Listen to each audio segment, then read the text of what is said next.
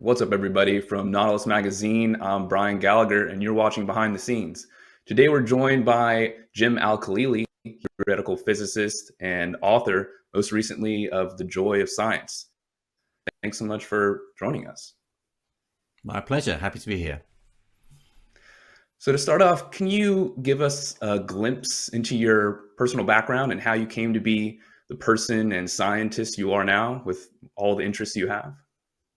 Okay, so my biography in a couple of minutes. Well, I studied physics. So my background is that I was actually born in Iraq. So English mother, Iraqi father. So I did most of my schooling in Iraq. But I came over as a teenager to the UK. I studied physics as an undergraduate. By that point, I pretty much knew I wanted to devote my life to science, to physics in particular. And I followed a very traditional academic career path. So undergraduate degree in physics, then a PhD in theoretical physics, and then a postdoc for a few years. And then I got temporary lectureship and finally got tenure. And for most of the early part of my career, I really was just sort of, a standard academic researcher, publishing papers, going to conferences and so on, supervising PhD students. But at some point, probably in my mid 30s, I decided I also enjoyed science communication. And back then, it really wasn't the done thing that you either had to be a serious academic with credibility or you became a communicator. I wanted to do both. I wanted to be able to write, to work in broadcasting, to talk to journalists, but I wanted to carry on with my own research career. And I've been very lucky that I've been able to do that where I work at the University of Surrey, which is sort of halfway between London and the south coast of England. They've been very good to me, and they've allowed me to come and go as I please. So I still teach undergraduates, I still do my research, but every now and again I go off and I'll make a TV documentary, I have a radio show on BBC, and I write popular science books. So it's a very nice, happy balance. I've always said that what's the point of doing research and finding out something about the world if I don't then shout about it from the rooftops? So I enjoy communicating complex ideas as well as discovering them for myself. Wonderful. Yeah. And you've been doing science communication for a long time and been communicating the joys of science for a while. But Mm. why write a book on the joy of science now? What prompted this project? Yeah, I mean, most of my previous books on popular science have been more traditional on areas that I feel I have expertise in, quantum mechanics, relativity theory, astronomy, the history of science. This is really sort of a more of a departure for me, partly because I feel sort of I've reached that stage in my career where I arrogantly think I can impart wisdom to the world about, this is how you should behave and live better lives.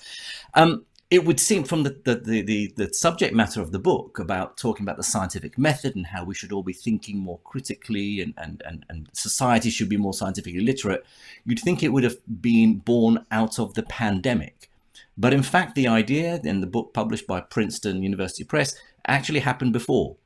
And it was really motivated by this sense that a lot of us have the concern that public discourse and debate is becoming increasingly polarized.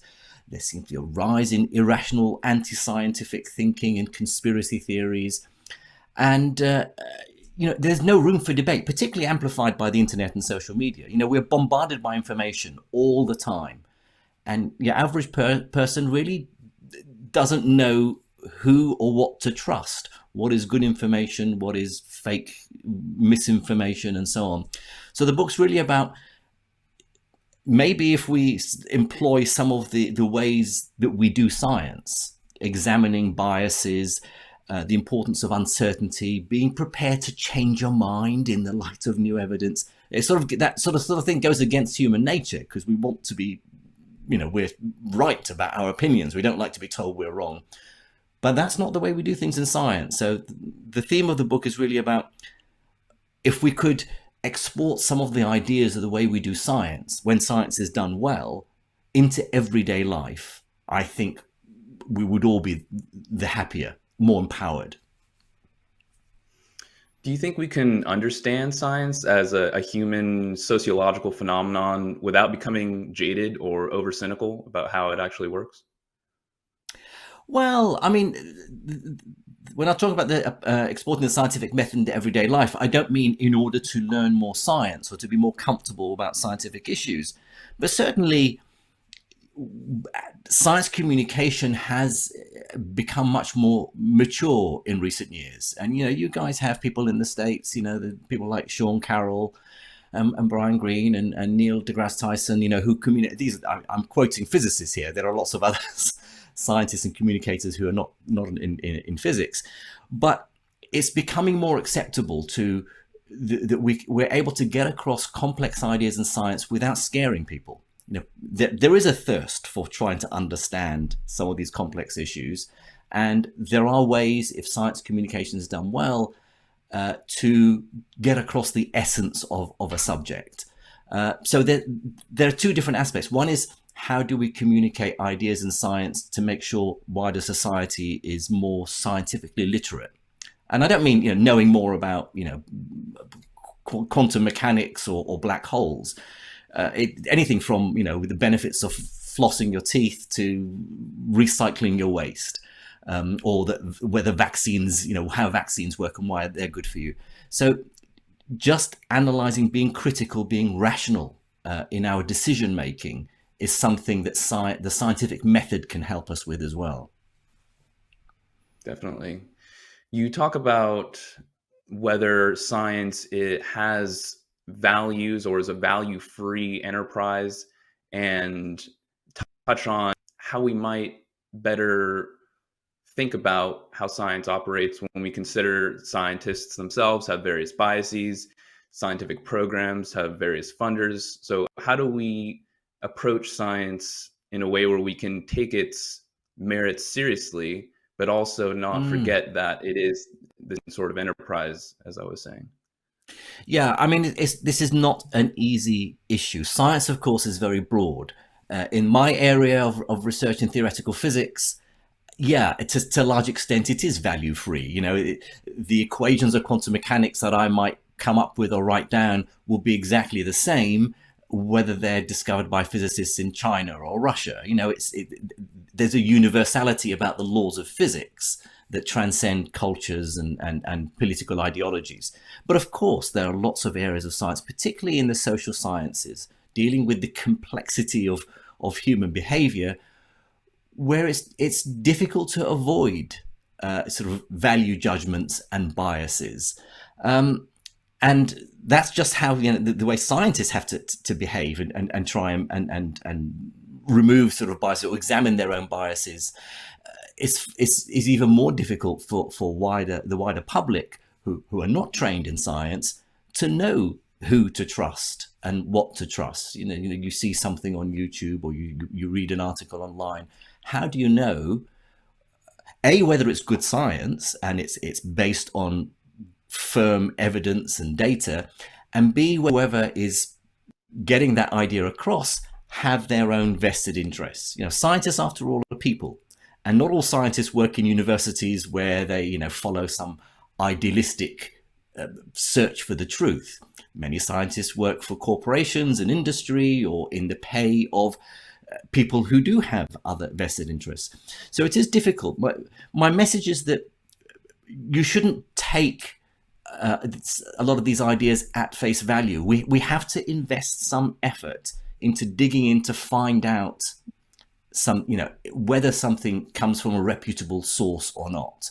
You will get conspiracy theorists who would argue that they are thinking scientifically, that they are gathering data and evidence, that they are, they don't want to follow the herd. They're thinking independently. They have a new idea, but of course, it may be based on bad science. So not every conspiracy theory is wrong or a lie. It could be, there could really be some conspiracies, but on the whole, we do have to examine where our the source of our information comes from and whether it's reliable, whether it's based on science that is accepted by the consensus, by the scientific community, rather than just one lone maverick or someone who is ideologically driven for some reason. And it's not an easy thing to do. We can't all spend our time digging into every bit of information we encounter to research it thoroughly to make sure it's genuine and it's trustworthy. And I think to some extent we may have to rely on technology to help us do that filtering. But even that comes with its dangers, because who's creating the technology, the AI that's telling you what is fake news from what is good news. As a society, we have to have this discussion, because we need to know how to discriminate among all the information that we're being bombarded with every day. Would you call yourself a scientific realist? Yeah, I think so. In from a physicist perspective, I would argue that there's a real world out there, a universe out there. There's a truth about the way the world is, and it's the scientist's job to try and get as close as we can to that objective reality, to that truth. We may never reach it, but the world is the way it is. We can't make up our own narrative. We can't decide on our own reality. There's a real world out there, and it's our job as scientists, certainly, to try and get as close as we can to the truth of the way things really are. What do you make of perspectives that would fall under a kind of anti-realist position, where because external reality is always filtered through our perception and our brain constructs reality to some sense, how would you say? Yeah, go ahead. I think you catch the drift of my question. I catch the drift. No, absolutely. I mean, this is an age-old question, and particularly it's come to the fore a century ago with the development of quantum mechanics, the most counterintuitive idea in science, the theory of the subatomic world. And there were long-running debates between the leading physicists of the time, Einstein versus the Danish physicist Niels Bohr. And they held these opposing views. So Einstein was a realist. He believed there was a real world out there, and it's science's job to get as close as we can to that truth. So as you can say, I've laid my cards on the table. It's quite clear that I would side with Einstein on that one. But Niels Bohr, the father of quantum mechanics, the guy was a genius. He would argue exactly that point you made, that the job of science isn't to find out how the world is, because we can never find out how it is. The job of science is to see what we can say based on what we see, our perception of how the world is. We can never say how the world really is. We can only talk about what we can say about the world. I find that sort of a cop-out. I think we should say, look, there's a real world out there, and it's our job to try and find ways of, breaking out from the models that we create in our minds, the reality that we construct in our minds that we hope reflects what the real world is like. No, I want to get to what that really is like, and I don't see any reason why we should absolve ourselves from that responsibility. So one of the tool heuristics I think a lot of people are familiar with is the idea of Occam's razor, where you try to favor explanations that are more or less simpler than other ones. Could you explain that idea and what the correct way to apply it might be in science? Yes, so Occam's razor. William of Ockham was this medieval monk who actually lived very near to my University of Surrey in England, and the razor that's named after him is simply that if you have lots of different explanations, chances are the simplest one is the right one, and that served us well in science.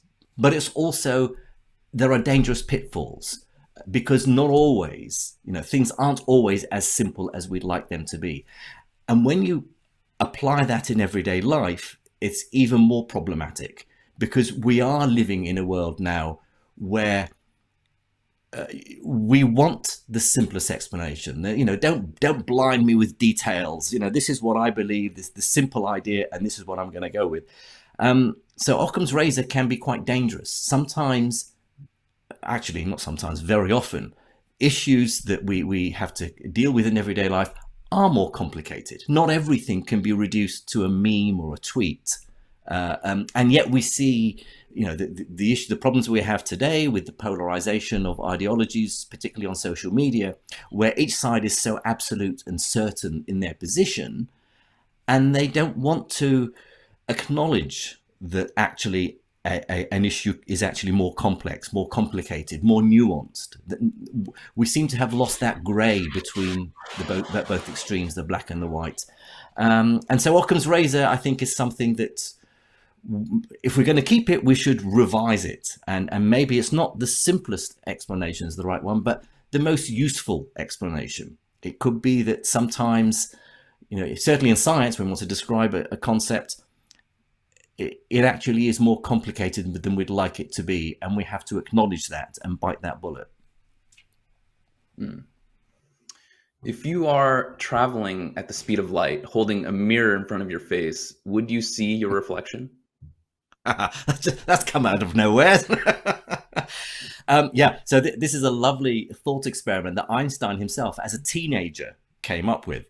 Because, of course, the issue is if you're flying at the speed of light and the mirror is in front of you, to see your face reflected in the mirror, light has to bounce off your face onto the mirror and then back into your eyes again. But if you're traveling at the speed of light, how can light ever overtake you, reach the mirror and come back again?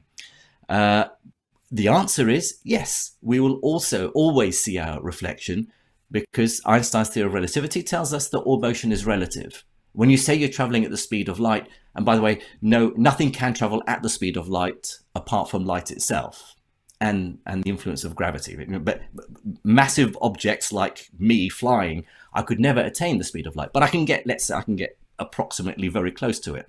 But the point is, I'm traveling at the speed of light according to what reference? There will always be a frame of reference in which I can say I'm not moving at all.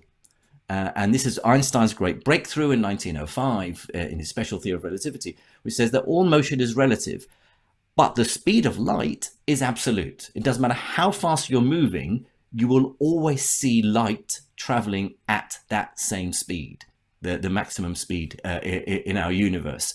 And so for me flying, holding a mirror in front of my face, will be no different to me standing still, holding a mirror in front of my face. I always see my reflection. So I can't help but thinking, I know this is kind of like an erroneous thought, but wouldn't it be the case that if I were traveling at the speed of light and I'm also measuring light traveling at the speed of light, then wouldn't that increase the speed of, since it's traveling that fast, even though I'm traveling that fast? So this is where Einstein, this is where relativity theory forces us to rethink the notion of distances and time intervals. The example I always give to my students is, if I shine a torch out into the sky, so the light from the torch is traveling at the speed of light away from me here standing on Earth. And then you, Brian, jump in a rocket and fly off at, say, 99% the speed of light, trying to catch that light beam traveling in parallel to it.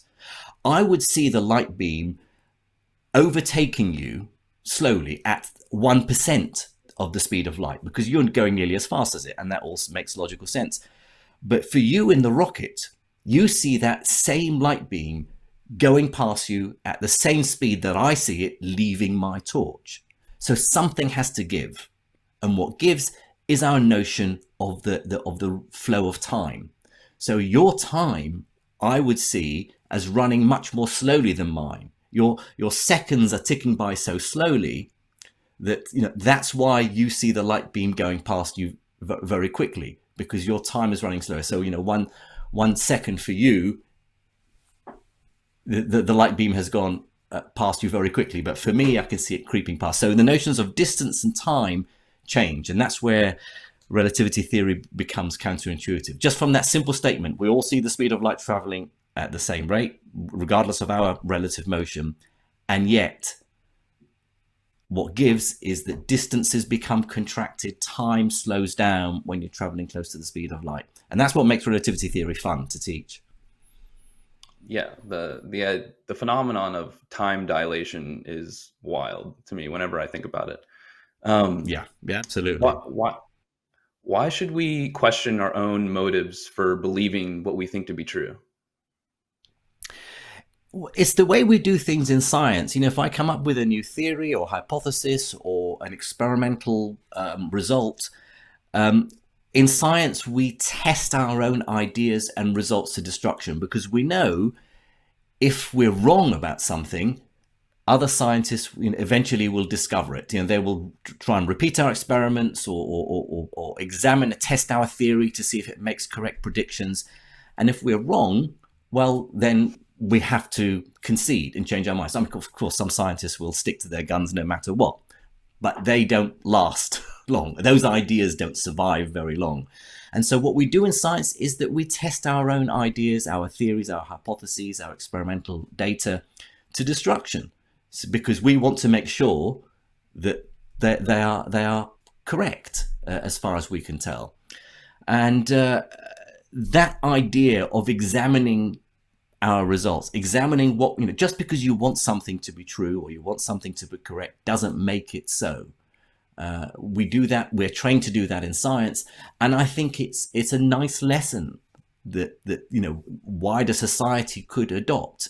If you're having an argument on Twitter with someone, and you just in complete disagreement with them, it's very easy to say, well, of course you believe what you believe because of such and such. You're biased, or you've got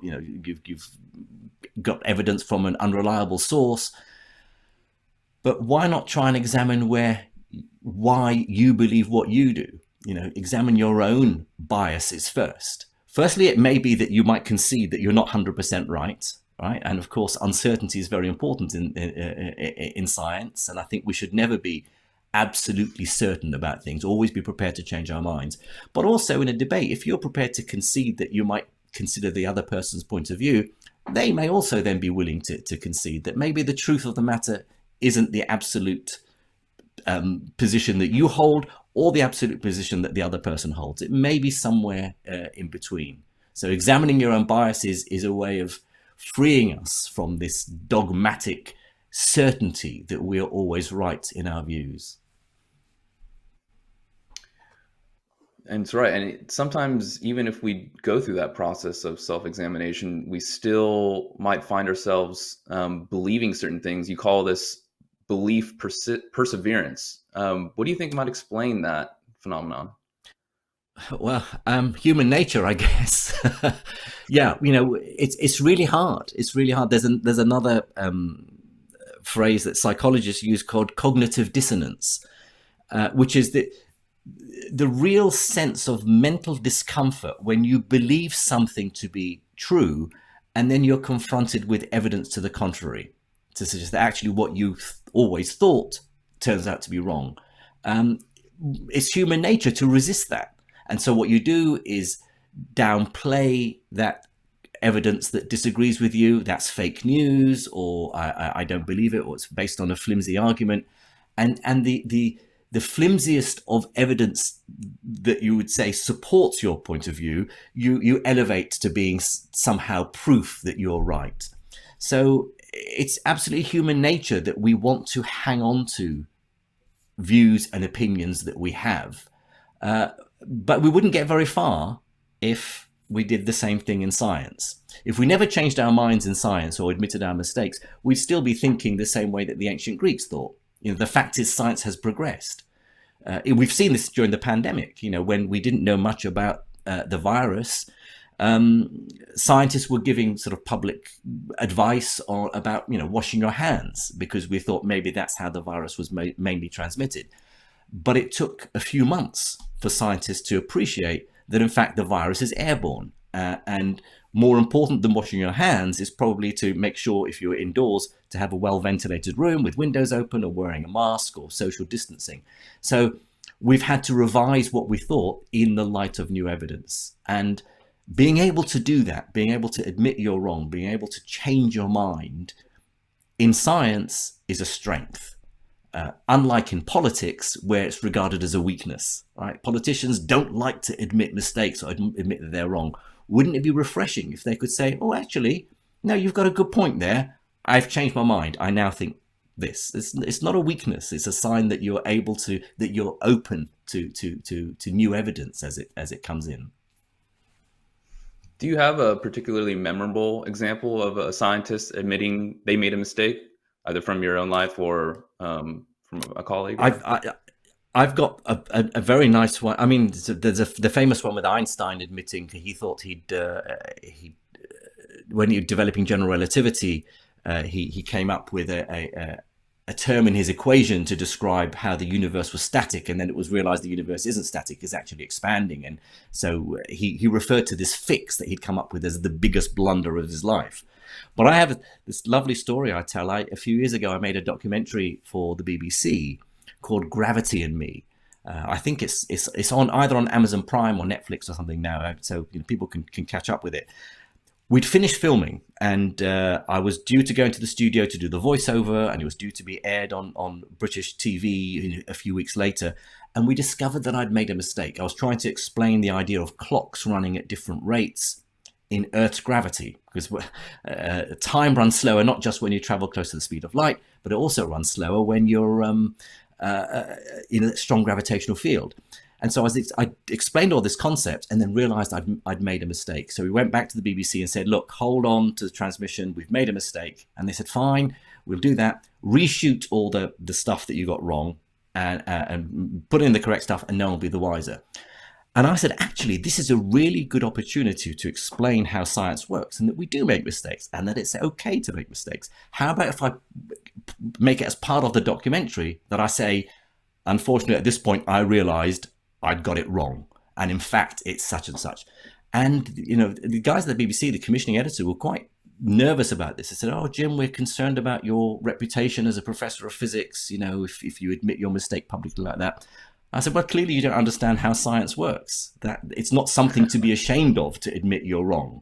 And I stood by my guns, and we absolutely made sure that was part of the documentary. And I was getting emails from people after saying, oh, Jim, you're so brave to admit your mistake. I said, no, it's great. I mean, that's how we learn. That's how we do science. There's nothing wrong with that. that's a attitude. Why do you say that cognitive dissonance is far more serious in our modern culture and times than it has ever been?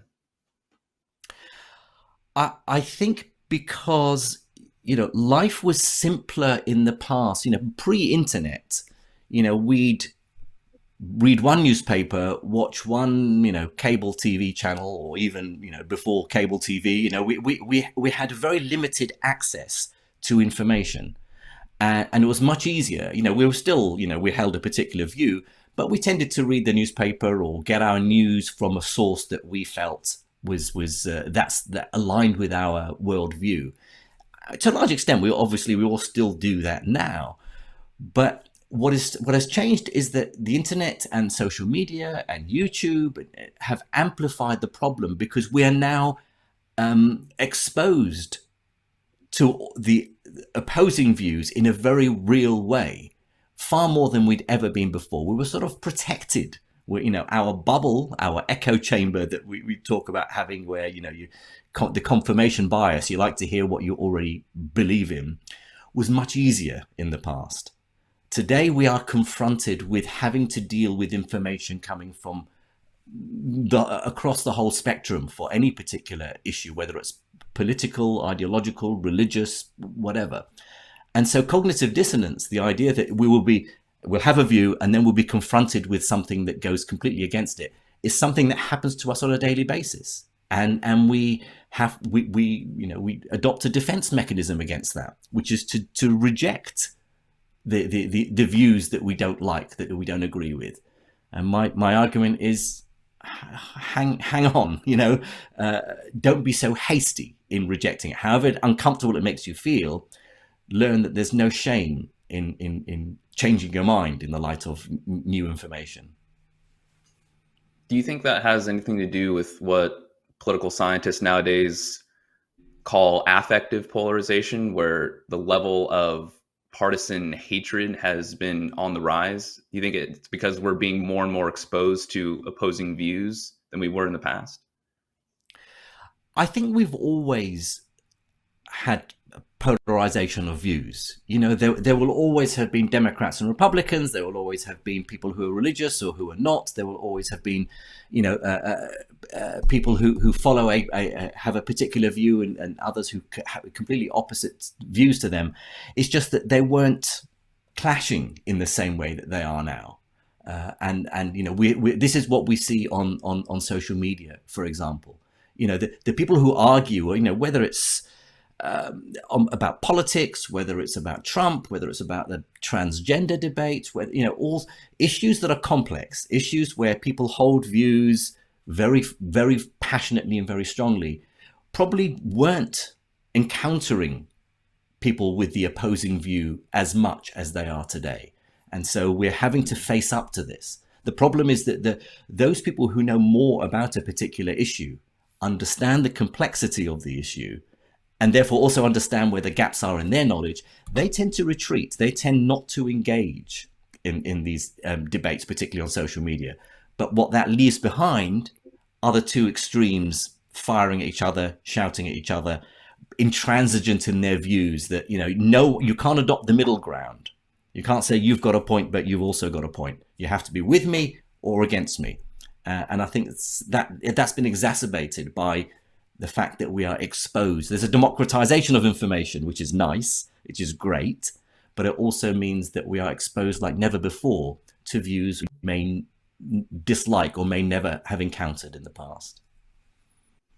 The term ideology comes up quite a bit in your book when you're discussing conspiracy theorizing and political bias. Would you say people should generally avoid making ideological commitments if they want to think about things more scientifically?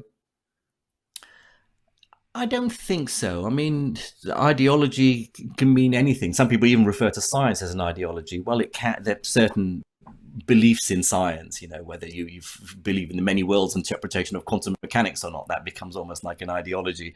But no, there's part of human nature that we have a worldview, that we have a political view, we have a moral compass, we believe something is right and something is wrong. This changes, of course. It changes with culture. It changes, depending on what part of the world you live. It changes over time. What was acceptable 100 years ago clearly isn't acceptable now, and vice versa. So holding ideological views is absolutely part of the human condition. It's just that we should maybe try a bit harder to examine and question why we hold those ideological views, and not be so certain, so absolute about them. How confident are you that AI can be relied on to show us what information is more or less trustworthy in this digital environment that we're increasingly inhabiting?